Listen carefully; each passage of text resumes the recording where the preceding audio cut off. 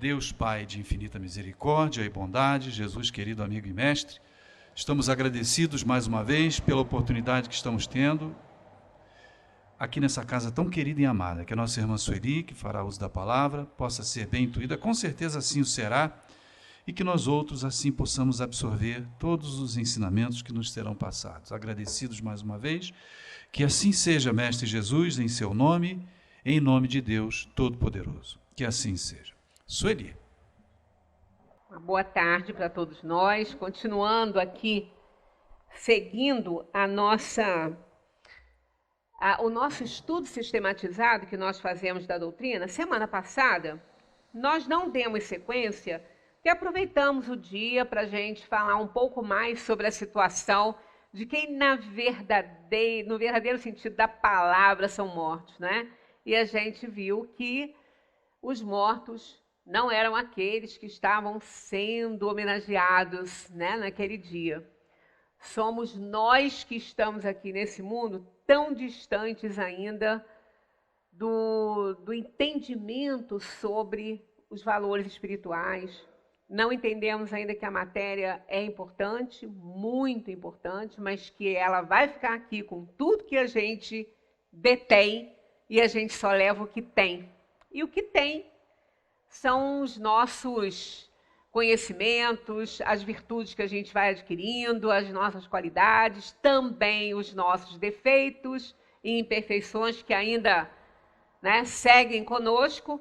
E aí utilizamos, então aproveitamos a data, né? Mas a gente volta aqui para o Livro dos Espíritos, que nós estávamos, antes de eu ter que me ausentar um pouco, nós estávamos comentando a 217 de O Livro dos Espíritos, que as semelhanças físicas, né, e morais entre os espíritos.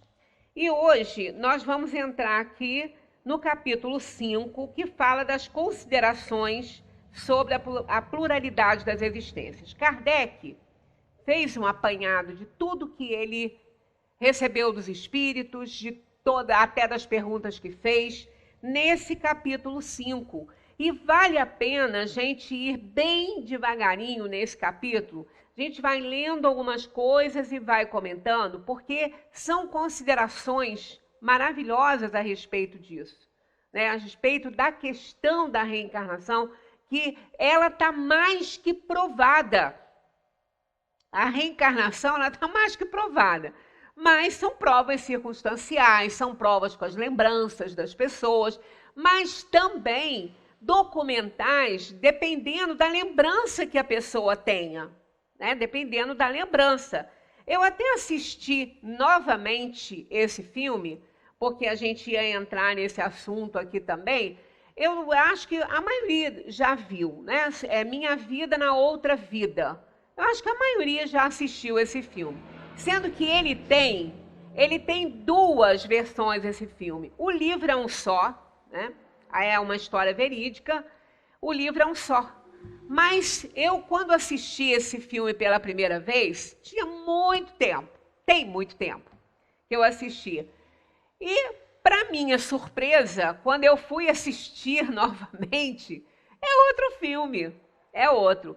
E me parece até que esse que eu assisti agora, ele é mais fiel, talvez, porque a própria Jane, ela dá uma entrevista falando sobre essas questões e ela manda até recado aos brasileiros, né? Porque a entrevista que foi feita com ela era um jornalista brasileiro, então ela manda um recado para os brasileiros e está muito assim em evidência também, por conta dos maus tratos que ela recebia do marido, que na primeira versão do filme isso não acontece. Na primeira versão do filme que eu assisti, eu ainda falei, meu Deus, será que eu estou tão, assim, sem memória? Porque eu, comentando com uma amiga minha há um tempo, que era o irmão dela, que ela encontrou na Irlanda, ela falou, não, amiga, não é o irmão dela, é o filho.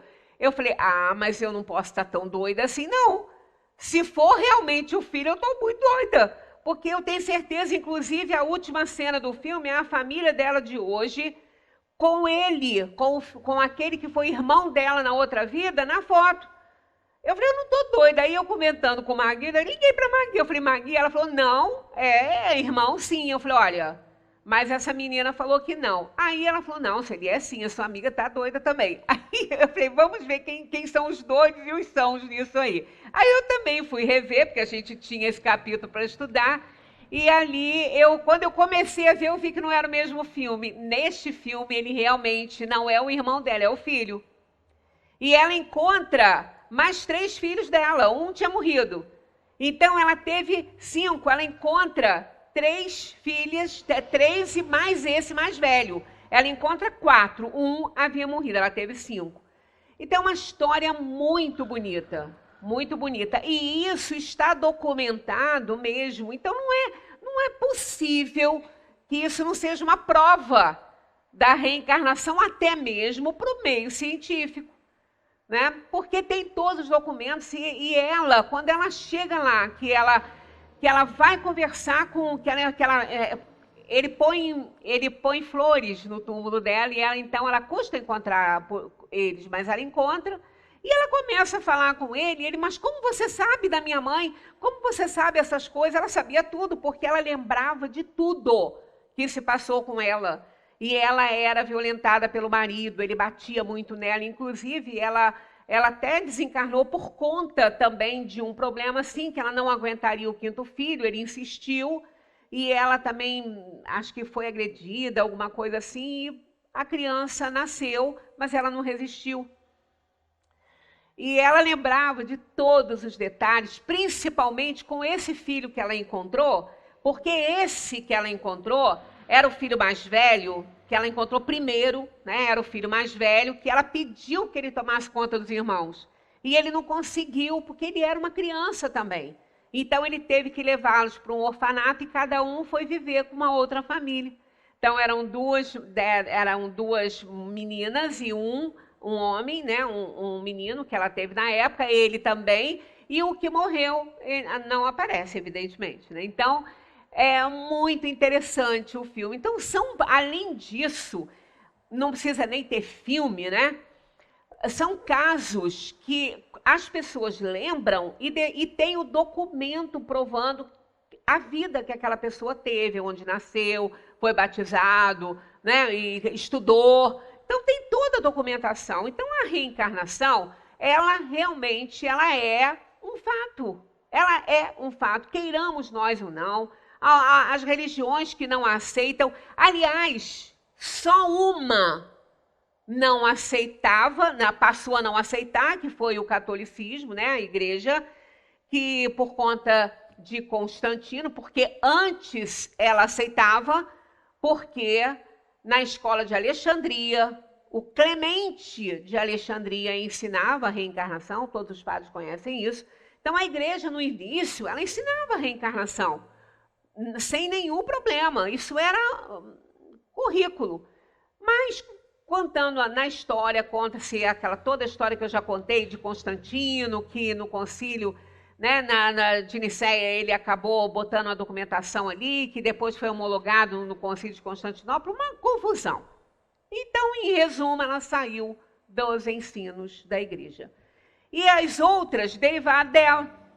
Né? Por quê? Quem não crê em reencarnação, quem não abraça a ideia da reencarnação, são os católicos e os protestantes. Sendo que os protestantes saíram da igreja católica.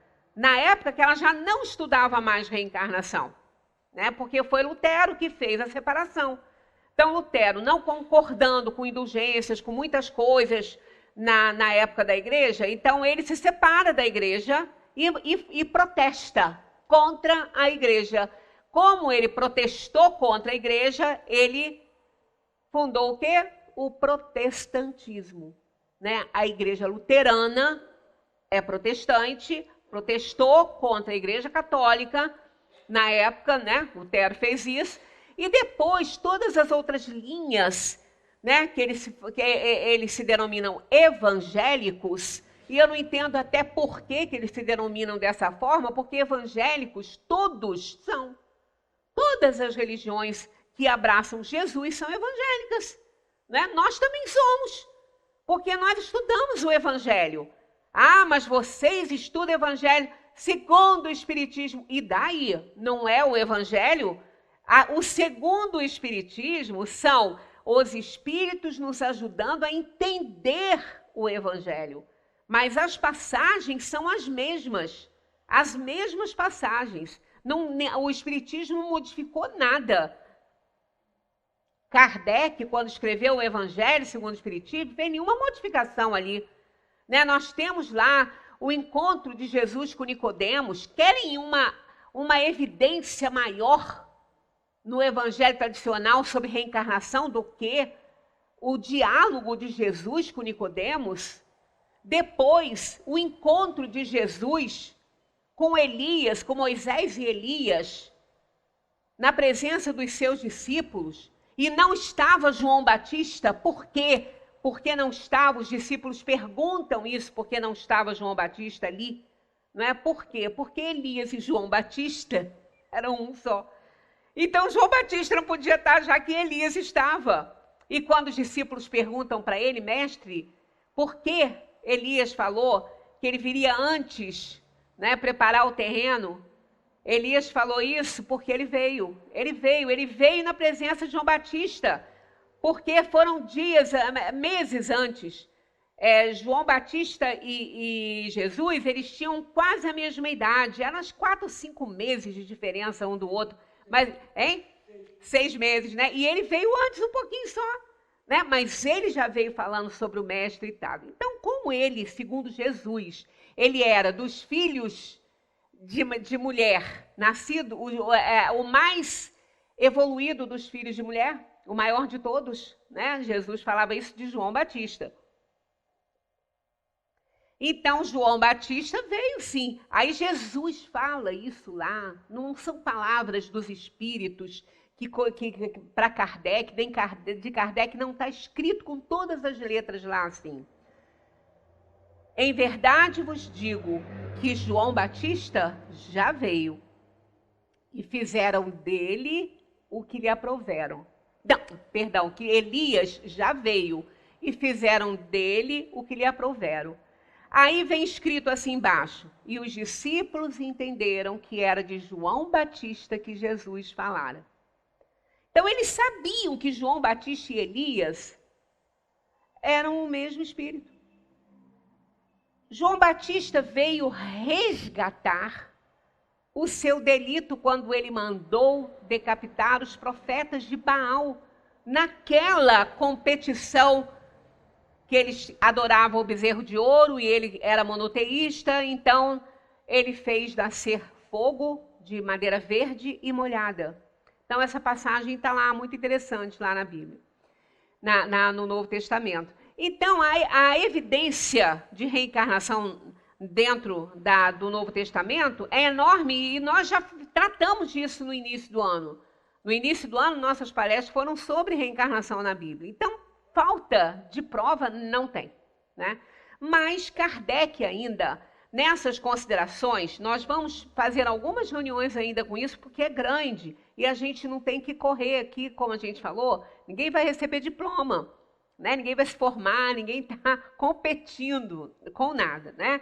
Então, nós vamos acompanhar sobre o raciocínio, porque isso aqui é de Kardec, é comentário mesmo de Kardec, né? Aqui são as considerações de Allan Kardec sobre a questão da reencarnação. Então, ele começa assim: o dogma da reencarnação, dizem algumas pessoas, não é novo. Foi ressuscitado de Pitágoras. Dogma, né? Quando a gente fala dogma, mas dogma, mas espiritismo não tem dogma. Até Rogério colocou isso aqui quando ele fez a palestra sobre missão dos espíritos.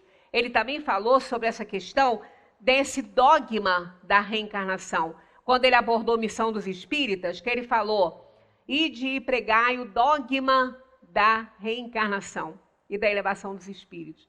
Então, é dogma, sim, a questão da reencarnação, no verdadeiro sentido mesmo da palavra, porque essa questão da reencarnação, ela não está mais para ser analisada como fato.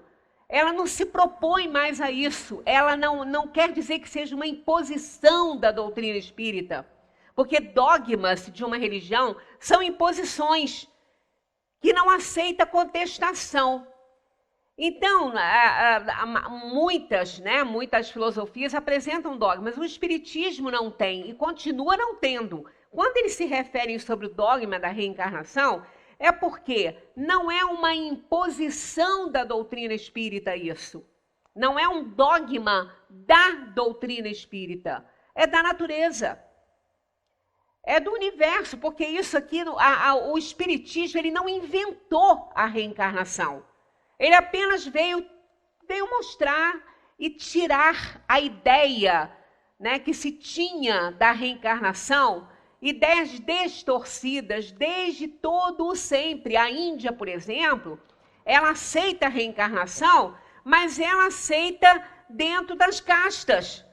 Quer dizer, uma pessoa que foi pobre, que teve uma encarnação numa casta inferior, ela nunca vai nascer na casta superior se ela ainda não evoluiu. Então não é de uma encarnação para outra que evolui. E se ela teve uma encarnação numa casta superior, se ela alcançou o nível evolutivo para merecer nascer numa casta superior, jamais ela vai reencarnar numa casta inferior. Para eles é assim. Uma prova disso é também um filme que a gente já recomendou aqui. É um filme muito antigo, inclusive ele é feio assim, ele não é bonito, ele é escuro, mas a história é interessante, que é Mânica.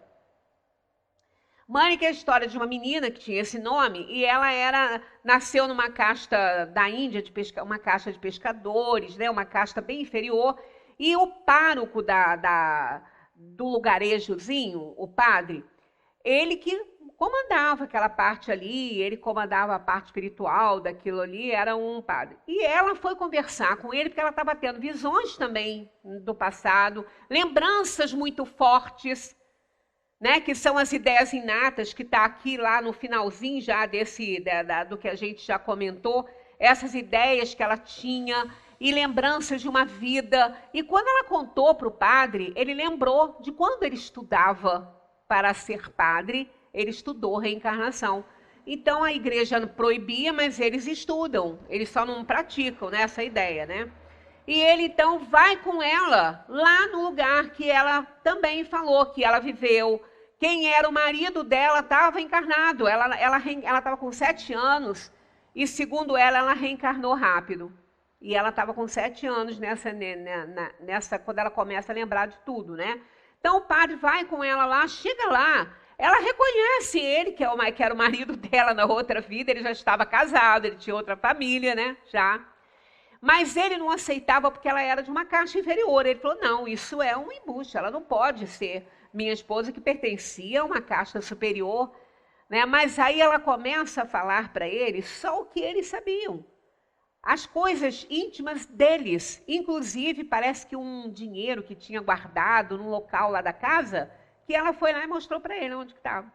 Então, quer dizer, ele acabou se convencendo que realmente ela era a esposa dele, reencarnada. Então, é outro filme também muito interessante, e ela de uma caixa inferior. Então, Kardec, quando ele começou a fazer a codificação das respostas que vinham de todos os centros, cerca de 1.000 centros espalhados pelo mundo, ele foi tirando essas crendices, essas superstições, né? Ele fez uma triagem disso tudo.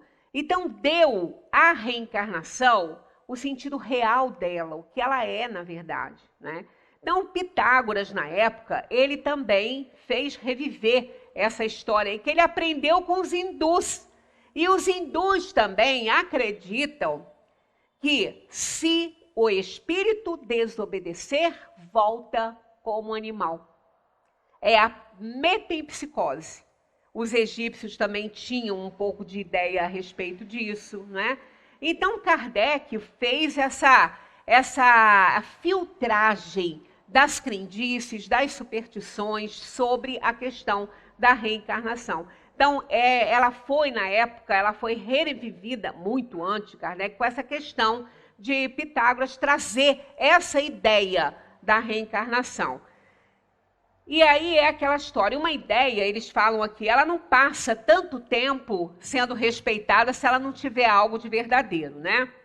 Uma ideia não atravessa as idades e não é aceita pelas inteligências mais adiantadas se não tiver um aspecto sério. Na antiguidade, né, a antiguidade desta doutrina da reencarnação, portanto, em vez de ser uma objeção, devia ser antes uma prova a seu favor. Então, porque a reencarnação, desde os livros védicos, ela estava presente, não com esse nome, mas no retorno da alma, né? Lá nos druidas, ela também foi muito reverenciada, onde Kardec se preparou para ser o codificador dessa doutrina. Então, ela está presente no mundo desde que o mundo é mundo, só que cada um dando a sua interpretação e a sua conotação. Mas ela já estava presente nos livros védicos, se fala em lei de causa e efeito, e essa lei existe, né, não só na vida que a gente está vivendo hoje, essa lei se aplica para nós, como também nas próximas. Porque muitas coisas, muitos efeitos das nossas causas, não vêm agora, vão vir nas próximas encarnações. E hoje a gente está sofrendo alguns efeitos de encarnações passadas. Não é nem só da última, é de várias que a gente já teve. Porque o espírito, ele só passa pelo que ele pode passar. Ele tem que passar. Mas vai demorar às vezes. Né? Quem dera que a gente estivesse aqui nessa encarnação hoje, resgatando tudo que a gente deve. Doce ilusão, né? É muita estrada ainda para percorrer, para a gente, né? Estrada, leia-se, reencarnação, para a gente poder resgatar todo o nosso passado de delito, porque nós fomos muito piores, né? Hoje nós estamos na nossa melhor fase. Nunca fomos melhores do que somos hoje, porque senão a gente negaria a questão, né, da lei do progresso, que é uma lei divina. Então há, porém, como igualdade se sabe, há, porém, como igualmente se sabe, entre a metempsicose dos antigos, que era uma ideia de reencarnação, mas uma ideia antiga, e a moderna doutrina da reencarnação, porque a doutrina espírita é considerada uma doutrina moderna. Até aqui no início eles falam assim, Kardec fala, jamais dissemos que a doutrina espírita fosse uma invenção moderna. Veja bem, a palavra que vem antes de moderna e é invenção. E ela é uma doutrina moderna. Não é uma invenção moderna, é uma doutrina moderna. Primeiro que ela veio, né, recentemente, porque ela é novinha, essa doutrina espírita, e ela veio filtrar, trazer, não é, toda a ideia da reencarnação filtrada das crendices, das superstições, de tudo que ela sempre foi carregada, ela é enraizada dessas coisas. Então, ela é uma doutrina moderna, mas ela não é uma invenção moderna, até porque não foi Kardec que inventou a reencarnação. A gente tem sempre que bater nessa tecla aí. Por isso que se chama dogma da reencarnação. Porque ela não é contestada, ela não está exposta para contestação. Ela é um fato que sempre esteve em todas as épocas da humanidade. Todo o tempo, desde que o homem está no mundo, que a ideia da reencarnação existe. Porque ela é uma ideia inata, ela é uma ideia que é resultante das lembranças de vivências passadas, que ideias inatas são isso, né? São ideias que vêm de outras vidas que a gente já teve. Uma encarnação, como os espíritos falam aqui, nesse capítulo aqui, ó, a teoria das ideias inatas não é quimérica, né? Uma ideia só, fantasiosa, eles dizem assim, não, pois os conhecimentos adquiridos em cada existência não se perdem. O espírito liberto da matéria sempre se recorda, durante a encarnação, como pode esquecê-los em parte, momentaneamente, mas a intuição que lhe fica ajuda o seu adiantamento. Sem isso, ele sempre teria de recomeçar. A cada nova existência, o espírito toma como ponto de partida aquele em que se achava na precedente. Olha que importante isso. A cada encarnação, a cada nova existência, o espírito toma como ponto de partida aquele em que se achava na precedente. Isso é muito importante. Então, quando às vezes a gente fala assim, mas eu tinha que lembrar das coisas que fiz para não repetir. Não tínhamos que lembrar. Porque se a gente lembrasse de tudo que a gente já fez de errado, a gente não ia ter condição de renovar, de recomeçar, não. A gente ia ficar horrorizado com as coisas que a gente já fez. E ainda ia nos impedir de amar aquele que chega para o nosso coração e que foi o nosso algoz no passado. Como amar aquele bebezinho lindo que a gente recebe no nosso coração quando nasce, aquela coisa bonitinha, rosadinha, lindinha, se a gente lembrasse que ali está uma alma que foi aquele algoz do passado, aquele que nos tirou a vida no passado. Como que a gente ia se sentir? Não seria possível isso. Mas Deus é soberanamente justo e bom. Então nos deu essas ideias inatas, as intuições que a gente tem, de que a gente não deve fazer certas coisas. Tanto que a gente luta com isso às vezes. Todo mundo já deve ter passado por essa situação, né? Às vezes a gente quer fazer alguma coisa, aí a gente começa a refletir sobre isso. Aí a gente fica pensando, não, mas isso aqui não vou fazer não. Algo me diz que isso não é legal fazer. Esse algo são as ideias inatas. São as intuições que a gente já teve, que a gente já fez isso em outras vidas e não deu certo. A gente já tomou aquela decisão em outras vidas e gerou sofrimento para hoje. Como a gente não tem a lembrança clara, a gente tem essas ideias inatas que vêm nos auxiliando a não tomar esta ou aquela decisão. Isso vem por conta dessas ideias inatas e da intuição que o anjo da guarda nos dá. Porque o anjo da guarda, ele é exatamente para fazer trabalhos para nos auxiliar na nossa encarnação. É um espírito protetor. A gente não gosta muito dessa questão de anjo da guarda, que dá a ideia, anjo da guarda, aquele anjinho de asinha, e é de criança. Não, vamos substituir por espíritos protetores. É aquele espírito que Deus dá a tarefa de nos auxiliar, de nos guardar. Nos guardar de quê? De tudo aquilo que a gente não deve passar. Porque aquilo que a gente tem que passar, ele não vai nos livrar, ele vai nos sustentar. A gente tem pouco tempo que a gente falou sobre a tarefa, né? A missão do anjo da guarda.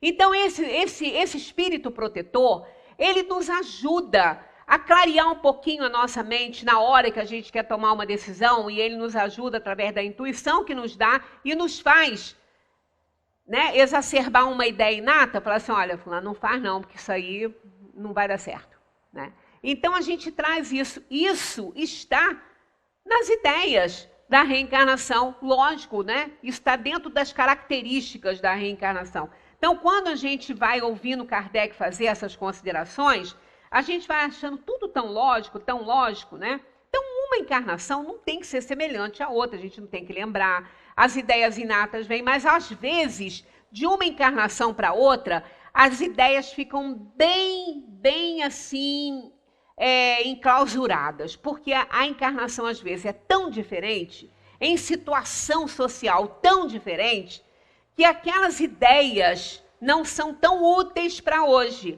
Então a gente vai ter outras oportunidades. Então não quer dizer que uma encarnação e outra, elas têm que ter muito ponto de contato, de jeito nenhum. Muito menos com a aparência física, às vezes trazem marcas de outras vidas que tiveram. Mas isso é por conta da fixação da ideia, da importância daquele acontecimento na vida da alma, que fica tão fixada que aquela alma acaba imprimindo essa marca no corpo físico, né, no novo corpo físico. Mas isso também não é regra, são raros os casos, não são tão relevantes assim. Mais relevantes são essas lembranças que as pessoas têm de vidas passadas, que vão ver e o documento está lá provando quem elas foram, né? Continuando aqui as considerações de Kardec. Há, porém, como igualmente se sabe, entre a metempsicose dos antigos e a moderna doutrina da reencarnação, uma grande diferença de que os espíritos rejeitam totalmente, da maneira mais absoluta possível, a transmigração do homem nos animais e vice-versa. Não existe essa possibilidade mesmo. Por que não existe? Porque tudo vem num processo evolutivo. Os animais estão muito menos evoluídos que nós. Eles não são espíritos, eles não têm espírito ainda, é alma. Ah, mas não é a mesma coisa? Mais ou menos. A alma no reino hominal é o espírito encarnado. Tanto que quando Kardec fala o que se torna a alma quando desencarna, volta a ser espírito. Ah, mas qual é a diferença? É que a alma é o mesmo espírito, só que quando ela pega um corpo num plano material, ela não tem todo o conhecimento de todas as vidas dela, fica limitado. Ela só vai ter os conhecimentos necessários àquela vida que ela vai levar. As ideias inatas, tudo só o que é necessário para aquela personalidade que ela vai usar. Então, ela não tem conhecimento de todas as existências dela. Ela não tem, ela tá num corpo. E ela vai, o que foi importante para aquela encarnação, ela vai lembrar, ela vai viver, mas ela não lembra de tudo, né? Ah, mas eu não lembro de nada também do que se passou em outra vida, sim, mas tem ideias inatas que te ajudam nessa encarnação. Mas quando sair da Terra, que deixar a personalidade física aqui, né, aquele corpo aqui, ela não tem mais ela não é mais uma pessoa, é um espírito, uma individualidade que tem um conhecimento de todas as suas vidas, que tem a vivência de todas as suas vidas, né? Não aquelas básicas do início, que não são importantes, mas todos os grandes acontecimentos estão nos núcleos em potenciação da alma, né? Do espírito. Então, enquanto ela está encarnada, ela tem limitações. Depois, não. Quando ela deixa o corpo físico, ela não tem. Essa é a única diferença de alma para espírito, mas é a mesma coisa. Mas o animal, ele não tem livre-arbítrio. Ele tem um princípio espiritual. Princípio espiritual. Não é ainda um espírito. Então, não tem possibilidade desse princípio espiritual que já saiu do reino animal e foi para as mãos do Criador, porque fez toda a evolução naquele reino. Então, o Criador cria o espírito à sua imagem e semelhança. Então, olha, é uma coisa lógica, é um raciocínio lógico. Não vai retrogradar até o reino animal de novo. Ele já saiu do reino animal, ele deixou de ser princípio espiritual para ser um espírito. Então, não tem essa. Como que essa ideia surgiu, então? Por que ela surgiu? E por que ela rodou gerações e gerações no conhecimento de muitos? Porque isso vem muito dos egípcios também. Não é só dos hindus. Tanto que eles amam muito os animais e eles respeitam, porque eu acho que podem vir encarnado neles. Né? Mas isso aí, os egípcios, eles vieram para cá, no início da civilização da Terra, banidos do planeta em que eles viviam, aqueles espíritos banidos do planeta em que eles viviam, porque eles não tinham desenvolvimento moral para seguir com a evolução do plano deles, que é o que vai acontecer com a Terra. Nós estamos vendo aqui, no momento, uma exacerbação do mal, que a gente se assusta. A gente se assusta. Pois é, não, isso vem acontecendo sempre, mas agora que a Terra está muito próxima de se tornar um plano regenerador, nós estamos vendo aí a grande misericórdia de Deus, que às vezes a gente fala assim, meu Deus, como é que a gente pode passar certas coisas? Como é que a gente pode ver certas coisas acontecendo? É pai estuprando seus bebês, seus filhos. Mãe, é pior que pedófilo, que é pai, né? É o pai fazendo isso, né? é mãe matando, pai matando seus filhos. Né? Uma coisa pavorosa, gente. Aí vem aquela pergunta assim, então a terra está pior. Os espíritos estão piores. Não estão, não. Eles não estão piores, não. Isso é mais uma prova da reencarnação. Eles não estão piores. A Terra está se oferecendo, ou melhor, né, na sua tarefa aí de mundo de provações e expiações que ela está abrindo o coração aí, entre aspas, da Terra para receber essas almas extremamente ainda inferiores, muito inferiores. É a misericórdia de Deus fazendo isso, se mostrando para nós. Por quê? O ímpio, aquele malévolo, aquele que faz tudo isso, também é filho de Deus. E ele ama todos, não é? Só que, no momento que aquele princípio espiritual saiu do reino da inteligência inferior, entrou para o reino da inteligência superior, pelas mãos do Criador, que o tornou espírito, colocou nele a sua marca, a sua imagem, a sua semelhança. Isso não é na parte física. A gente não sabe nem o que é Deus, né? A gente sabe que ele é uma inteligência suprema, causa primária de todas as coisas, mas ele colocou a sua marca, o livre-arbítrio, entregou a cada um a oportunidade, que isso é presente. Oportunidade é a única coisa que Deus nos dá. A oportunidade, além de nos ter criado, nos deu o livre-arbítrio, que é a oportunidade de construirmos a nossa graça. E às vezes a gente também constrói a desgraça. Mas não foi para construir desgraça que ele nos deu, foi sim para construir a nossa graça. Mas como está também no livro dos Espíritos, que os espíritos não precisam passar pela fieira do mal, mas sim pela da ignorância, então fomos criados simples e ignorantes, com o potencial de 100% de evoluir. Olha que interessante isso. Zero de conhecimento, mas 100% de possibilidade de evolução. 100%. Então é óbvio que isso é um prêmio, que isso é uma grande oferta do Criador para nós. O livre-arbítrio. Aí, por conta disso, alguns fazem más escolhas. Não são elegantes na hora de escolher. A palavra elegância, ela vem de escolha. A raiz dela, lá no hebraico, a raiz dela para lá é escolha. É fazer escolhas boas. Né? Eram elegantes nas escolhas das sementes, para escolher a melhor semente. Né? Então, ela vem disso. Uma pessoa elegante é uma pessoa que faz boas escolhas. Isso foi para a área da moda, mas não perdeu a sua conotação. Ela faz escolhas bonitas para ela se arrumar bem, para combinar cores e tudo. Então, ela está sendo elegante. Então, essa palavra, quando a gente fala assim, não faz escolhas elegantes, né? Não faz boas escolhas, por quê? Realmente, usa mal o seu livre-arbítrio. Não é elegante na hora de fazer suas escolhas. E aí ela acaba desenvolvendo o mal em si. Então, a Terra, nesse momento que parece que é um antro de perdição, mas não era assim. Olha, primeiro, os espíritos não se evidenciavam como está acontecendo.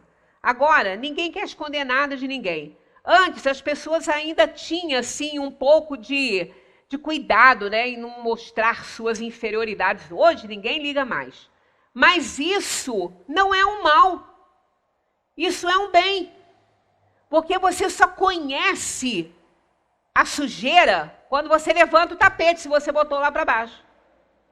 Então, vejamos, uma pessoa que não se importa mais em mostrar sua inferioridade, ela vai pagar um preço por isso também, se ela não se corrigir.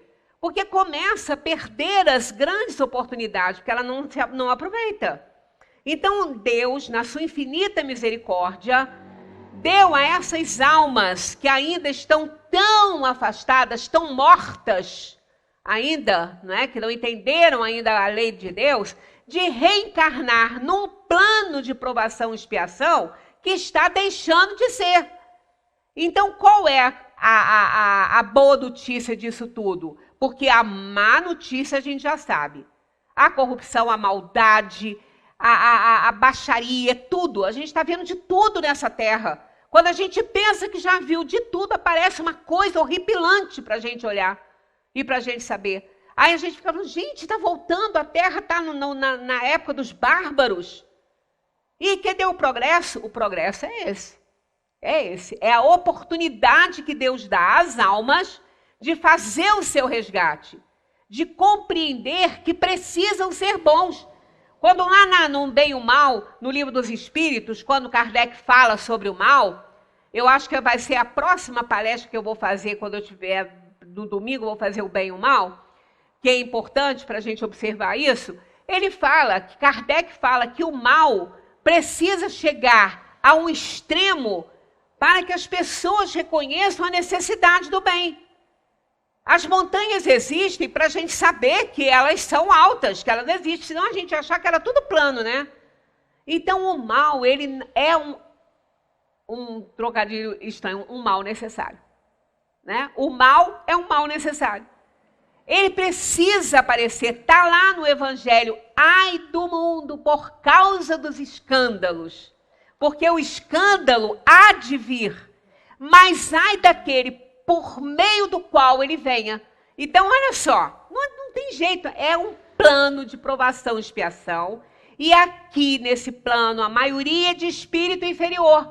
Então a Terra está abrindo suas entranhas físicas aí para oferecer corpos a esses espíritos completamente desnorteados e inferiores, para que eles possam ter a oportunidade de entender que precisam estar no Evangelho, que precisam estar na linha da obediência da lei de Deus. Aquele que não aprender, provavelmente não vai, né? Porque a gente sabe que precisa do espinho na carne. A gente precisa do espinho na carne para a gente poder ver como dói, né? Como dói. Aí a gente aprende. Então, aquelas almas que estão aí fazendo o inferno na terra, e nós, mas eu que não tenho culpa disso, estou aí à mercê deles. Não tem culpa? Se não tivesse, não estava aqui. Né? A gente tem envolvimento com isso tudo. A gente tem envolvimento com tudo isso, porque somos espíritos inferiores, falidos e falíveis. Então, isso também é uma grande oportunidade para cada um de nós que está aqui, sofrendo esses efeitos da inferioridade dos outros, da maldade. A gente se horroriza. Isso é ou não é lição para que a gente aprenda também que não pode fazer igual? Mas eu não faço igual. Será que não? Será? A gente não se conhece. Nós somos, se a gente fosse espírito superior, a gente não estava aqui. Nós somos espíritos cheios de inferioridade, egoísmo, orgulho, vaidade, ciúme, tudo. Então, quem pode garantir que não cometeria uma atrocidade dessa que a gente às vezes vê acontecer num momento de desespero, diante de uma situação, a gente não sabe. A gente não sabe como que a gente vai reagir diante das coisas.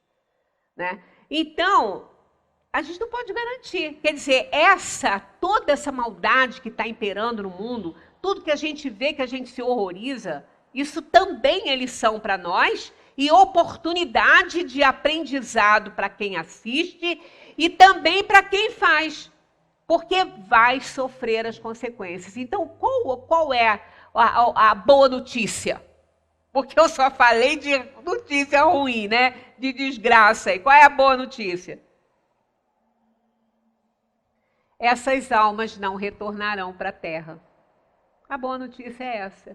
Aí ninguém pode dizer que não teve a chance de se refazer. Ninguém pode dizer isso. Que não teve a chance de se reformar. Foi dada a chance a esses espíritos. Nesse momento que a Terra ainda é um plano de provação e expiação, nós que aqui estamos encarnados precisamos de aprender, que a gente tem muita lição ainda para aprender, para baixar a nossa crista. E aí todo mundo está tendo oportunidade. Quer dizer, aquele que ao desencarnar, porque não vai haver desencarnação só dos injustos, não. Os justos também vão. Haja vista nessa pandemia, né, que quantas pessoas boas, à luz, né, do nosso julgamento do mundo, quanta gente boa, quanto chefe de família, quanta mãe, quanto espírito bacana, né, que eram valores sociais, partiram. Então, a gente está vendo que tudo é o momento.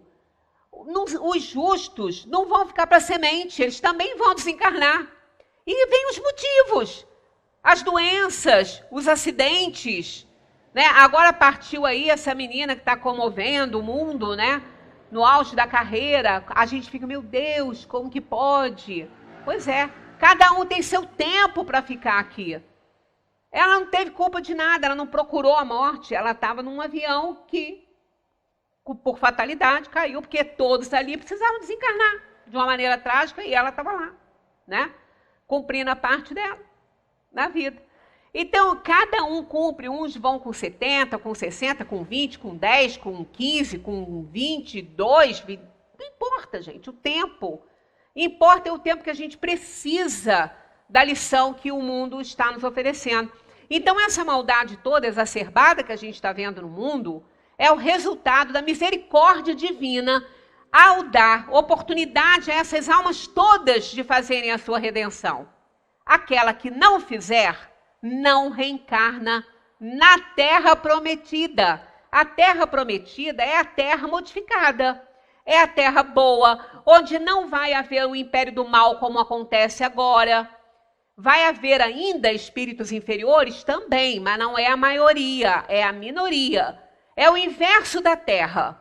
É o inverso. Na Terra nós temos uma maioria de inferiores, né, de espíritos inferiores, espíritos que ainda são muito, né, voltados à maldade, e uma minoria de exemplos de virtude que a gente tem aí para também nos ajudar. Então, o plano regenerador, ele é o inverso da Terra. É o que a Terra vai se tornando. Ela está, desde que foi feito, todos os mundos, né? Eles, desde que foram criados, eles vão se desenvolvendo para que se transformem e mudem no degrauzinho aí da sua característica. Então, a Terra vai se transformar. Vamos pensar que são 100 anos. Nada. 100 anos na Terra é um piscar de olhos na espiritualidade. Agora vamos fazer uma análise. 100 anos, daqui a 100 anos, não tem mais ninguém que está encarnado hoje.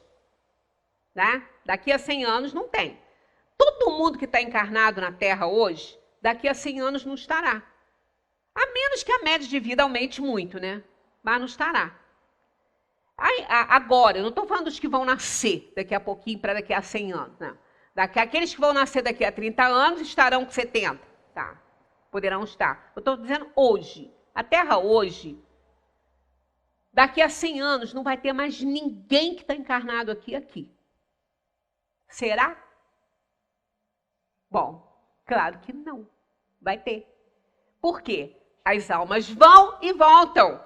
Mas a boa notícia é que aquelas que continuarem renitentes ao mal, essas não vêm. Essas não retornam. Então, nesse processo aí, daqui a 100 anos, nós vamos ter espíritos retornando à Terra, que foram e vão retornar. Mas esses que vão retornar não vão ser esses que não aprenderam. Esses que não aprenderam vão para um plano inferior no início da sua formação, como aconteceu com a Terra, com os egípcios e outros em volta. Os egípcios também, os egípcios escravizaram os judeus. né? Os hebreus. E porque, olha, eles eram tão evoluídos intelectualmente que o conhecimento daquele povo foi com eles. Porque não ficou aqui. Hoje, o Egito não é nada do que foi. Ah, foi uma involução? Também não. Também não. Apenas aquele povo, sabe, saiu por quê? Segundo os espíritos, ainda tem muitos aqui pelo mundo, né? Mas assim, não é a raça toda lá. Então, eles voltaram para o planeta de origem porque eles aprenderam também muitas coisas. Então, eles tinham a ideia de que quando eles vieram para cá, eles não vieram em nave espacial, não. Eles vieram como espíritos reencarnados aqui. Quando eles chegaram aqui, eles reencarnaram em quem? Nos povos primitivos, nos primatas homínis, ainda, muito antes deles. Né? Então, olha, nos primatas homínis. Então, para eles eram animais. Para eles eram animais. Então, eles pegaram a ideia da metempsicose, que se o espírito desobedecesse, reencarnaria em corpos de animais. A ideia da metempsicose vem dali. E Pitágoras também aprendeu isso com os hindus, aprendeu naquela época sobre essa ideia de que o espírito que desobedecia poderia reencarnar em corpo de animal. Porque isso foi trazido pelos egípcios por causa de como eles encontraram os corpos aqui para eles reencarnarem.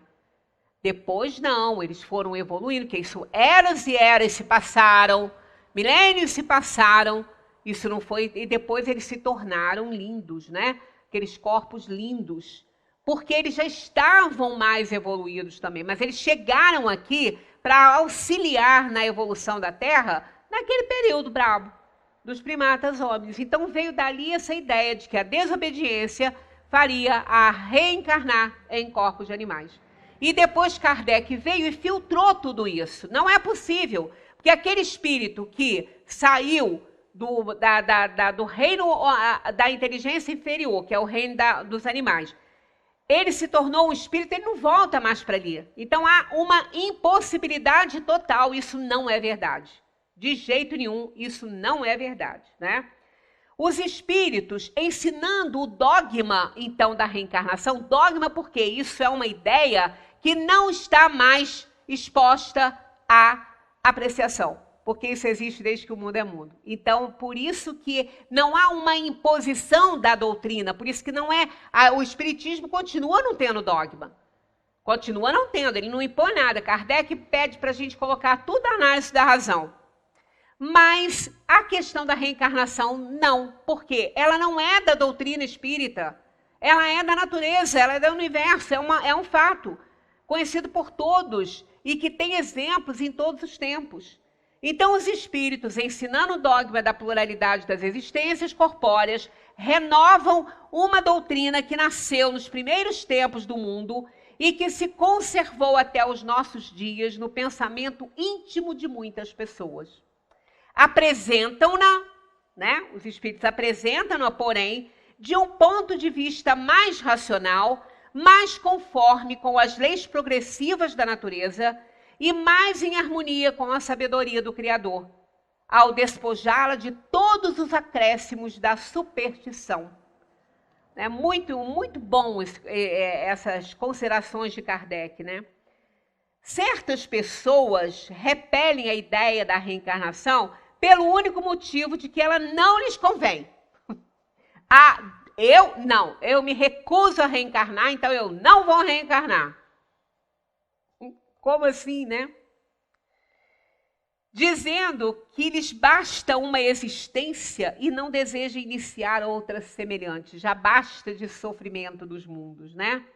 E ficam enfurecidas só de saber que elas vão. Quando a gente fala, mas querendo ou não, você vai reencarnar. Ficam furiosas, né? A doutrina espírita sobre a reencarnação não é tão terrível como pensam. E que se a estudassem a fundo, não teriam do que se assustar. Saberiam que a situação dessa nova existência depende delas mesmas.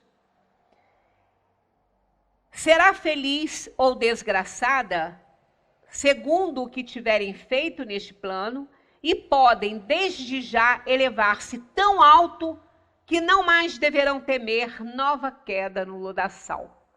Então, olha, só depende de cada um. Por conta de quê? Do livre-arbítrio. De termos sido feitos à imagem e semelhança de Deus. Aí uma consideração que a gente vai ter que encerrar daqui a pouquinho, olha que e Kardec vai fazendo essa comparação entre unicidade de vida e pluralidade de vida. Então vamos ver aqui, ó. Se acreditais num futuro qualquer, né, o Papa, a gente até colocou naquela outra palestra, o Papa diz que tem uma vida depois, mas não sabe como que é, né? Então aquele que acredita numa vida, né, qualquer, se acreditais num futuro qualquer, por certo, não admitireis que ele seja o mesmo para todos, pois qual seria a utilidade do bem? Olha que interessante isso, né? As pessoas, não, juízo final. Tá, juízo final. Então vão todos dormir, né? Vamos para a escuridão e a solidão da morte, que é o que causa terror, que isso não existe, não é? Não tem solidão nem escuridão. Então vamos todos para a escuridão e a solidão da morte até o dia do juízo final. Aí lá nesse dia, todos vão ressuscitar e vão ser julgados. E aí? Acontece o quê? Os maus vão para onde? Que inferno? Se eles mesmos agora já acreditaram que não tem. Que inferno? Deus criaria inferno?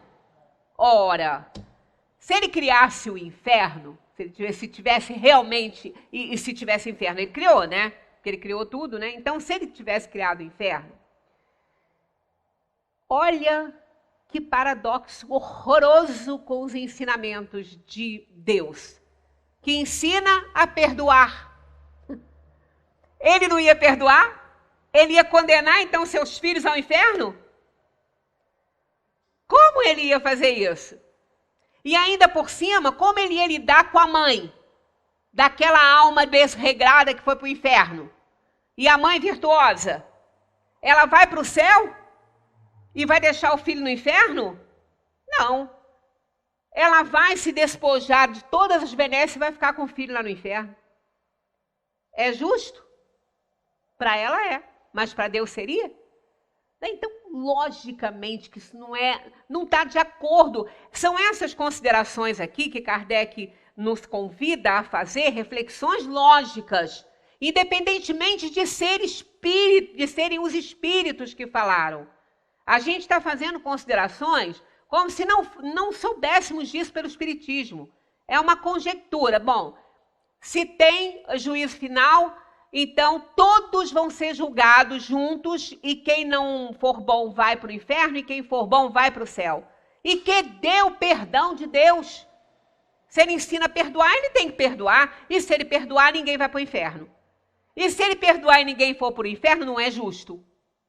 Por quê? Não fizeram por merecer para serem eleitos, não é? Então, olha que coisa lógica, que coisa maravilhosa essa. Só esse questionamento. Tem vários aqui para a gente fazer, né?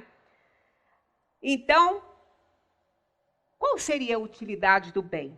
Por que eu ia fazer o bem? Se eu posso aproveitar minha vida, explorar à vontade, fazer tudo que eu quero, porque depois eu vou dormir, lá no juízo final vou ver o que acontece, né? Por que reprimir-se? Por que não satisfazer a todas as paixões e a todos os desejos, mesmo à custa dos outros, se isso não teria consequência? Porque não ia ter, né? Porque a gente sabe que para o inferno não vai mesmo. Porque Deus é bom, é justo, soberanamente justo e bom. Aí, Kardec convida: acreditai, pelo contrário, que esse futuro será mais ou menos feliz ou desgraçado, segundo o que tivermos feito durante a vida. E tereis o desejo de que ele seja o mais feliz possível, pois deverá durar pela eternidade. Tereis a pretensão de ser uma das criaturas mais perfeitas que já passaram pela terra, tendo assim o direito imediato à felicidade dos eleitos? quem não fez para merecer, não por merecer, não vai ser eleito, não. Porque Deus não elege nenhum preferido. Ele elege aqueles que se esforçaram e fizeram por merecer serem eleitos de Deus. É muito diferente de Deus escolher um ou outro. Ele escolhe aquele que fez por merecer, aquele que foi melhor, aquele que se esforçou para domar suas tendências inferiores e deu certo. Então, nós vamos encerrar a nossa conversa, porque senão vai passar muito da hora, com esse raciocínio que terça a gente retoma aqui, nesse ponto. Para a gente ir vendo a lógica da reencarnação. Independentemente de terem os espíritos nos ensinado isso, mas os espíritos nos ensinaram, eles não inventaram, eles elucidaram, eles filtraram as crendices e as superstições da pluralidade das existências. Leiam em casa, porque aí vocês vão ajudar. Não a vocês só a aprender. Porque aí se eu falar uma bobagem aqui, vocês vão levantar, ó, eu li isso lá, não tem isso lá não. Né? Então, para me ajudar também a expor, porque a gente não sabe nada, a gente só, transmite. E às vezes o canal não está muito bom, né?